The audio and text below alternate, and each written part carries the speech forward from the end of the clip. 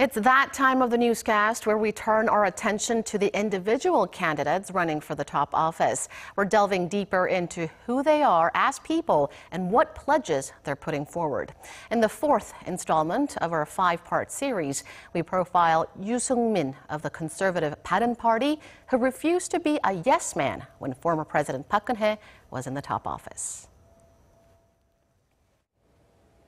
Yoo Seong-min is an economist turned politician and now the presidential candidate representing the splinter conservative Bareun Party. The 59-year-old Yoo is a fourth-term lawmaker who followed in the political footsteps of his late father, who was a judge and lawmaker from a district in the southeastern city of Daegu. Yoo's political career went through a major upheaval while he was a member of the conservative Saenuri Party. Yoo, who was once a close aide to Park Geun-hye, served as her chief of staff when, as a lawmaker, she made her first run for the presidency in 2005. He served as a floor leader for the Saenuri Party until 2015, when Park, who was president at the time, labeled Yoo as a political traitor for a deal he brokered with the opposition on a revision to the National Assembly Act. 13 days later, he resigned.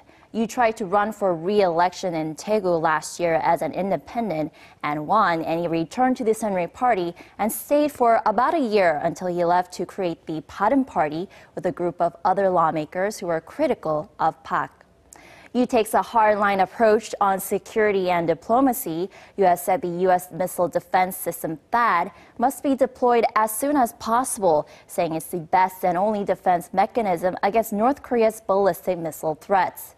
He believes South Korea should come up with its own deterrence measures and has voiced support for the redeployment of American tactical nuclear weapons withdrawn in 1991.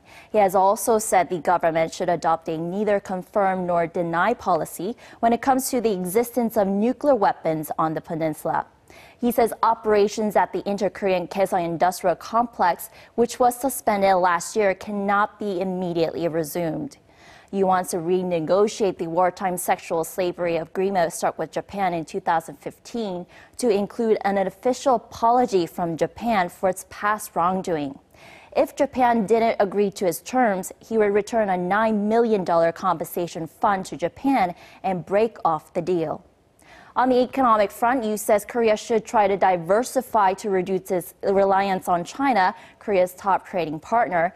He has advocated for filing a complaint with the World Trade Organization to curb Beijing's retaliatory measures against the THAAD system. Going forward, it will be important for Yoo to boost his approval ratings, which have yet to break into the double digits. Campaigning officially starts on April 17th. Kim Ji-yeon, Arirang News.